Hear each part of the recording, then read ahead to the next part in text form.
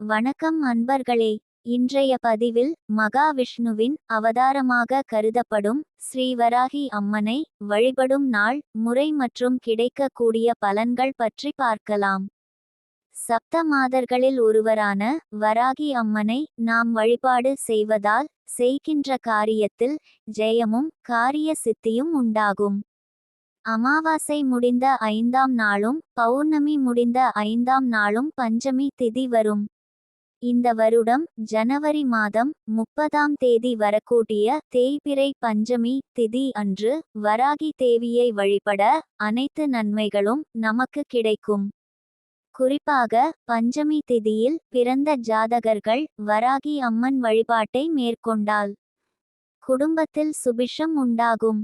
வராகி அம்மனை வழிபடும் முறை: பொதுவாக சூரிய அஸ்தமனம் ஆன பின்பு வாராகி அம்மனை வழிபடுவது உகந்தது.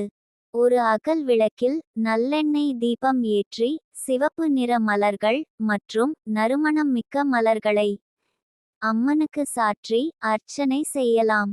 வாசனை தூபங்கள் ஏற்றி வராகி அம்மனை மனதிற்குள் ஆத்மார்த்தமாக நினைத்து கொண்டு ஓம் ஸ்ரீ பஞ்சமி தேவியை நமக என்ற மந்திரத்தை சொல்லி வழிபட எல்லாவித நன்மைகளும் கிடைக்கும். குறிப்பாக ஏவல், பில்லி, சூனியம் போன்றவையால் பாதிப்புகள் ஏற்படாது.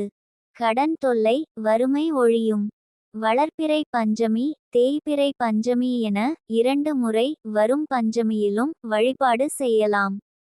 மாதுளை, பசும்பால், பனை வெல்லம், வெல்லத்தால் செய்த இனிப்புகள், நவதானிய வடை, மிளகு சேர்த்த வடை, தயிர் சாதம், மொச்சை, சுண்டல், பானகம் ஆகியவற்றை நிவேதனமாக படைக்கலாம். வராகி அம்மனை வழிபடுவதால் கிடைக்கும் பலன்கள்: கடன் தொல்லை மட்டுமின்றி கடனால் ஏற்பட்ட வழக்குகள் உங்களுக்கு சாதகமாகும். எதிரிகளின் பலமும் அவர்களால் ஏற்பட்ட தாக்கமும் குறைந்து வாழ்வில் முன்னேற்றம் காண்பீர்கள்.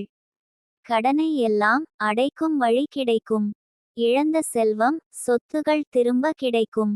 இந்த வருடம் தை மாதம் வரக்கூடிய தேய்பிறை பஞ்சமி அன்று அனைவரும் வராகி அம்மனை வழிபட்டு வாழ்வில் ஏற்றம் பெறுவோம்.